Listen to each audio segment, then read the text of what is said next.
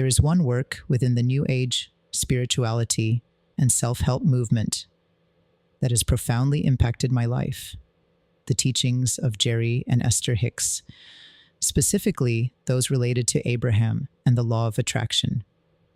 While this teaching is often referred to as channeled, I encourage you to withhold judgment and explore it to see if it resonates with you in any way. At one point in my life, I struggled, worked excessively hard, and stressed over my goals, all in an effort to make my mark. I realized that when we rely on brute force instead of inspiration, when we strive harder and faster and compete with others, rather than creating value, cultivating beauty, and serving our inner selves, we can end up at different extremes.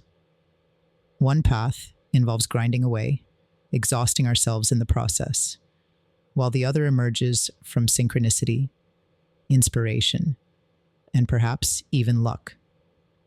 When I heard Abraham's analogy of rowing a boat on a stream, it clicked, and I experienced a moment of clarity. For me, the key lesson here is to learn how to listen, become more mindful, and let go, essentially to let God, as Abraham says.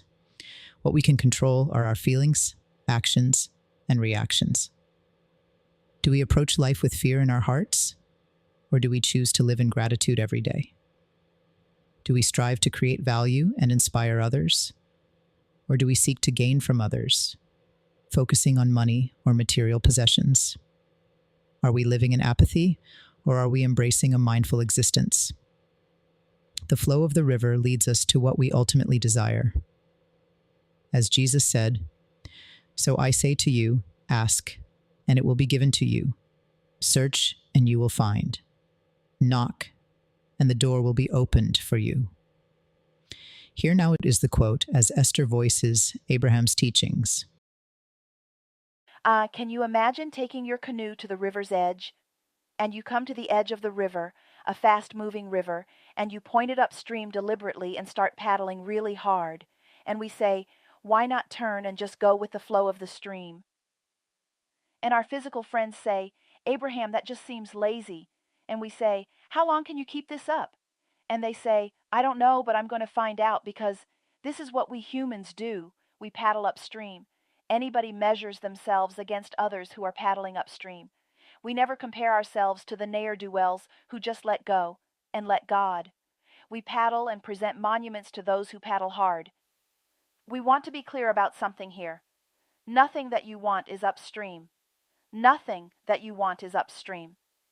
Because as life caused you to ask more, Source has become it and is calling you. In other words, everything that you want is in the direction of that flow. Further, there is only one flow. There is not a flow that will take you off to evil and badness or sickness. There is only one stream, and it's the stream of becoming. It's the stream of life. It's the stream that flows from Source. It's the stream that you have contributed to. It's that cycle of life. It's a flow, and it is downstream. And when you go with that flow, you feel the vitality of that. You don't even have to turn the boat around, and you don't have to paddle downstream. Just stop paddling upstream. If you stop paddling upstream, the stream will turn you, and you will begin to move in the direction of what you have created in your life.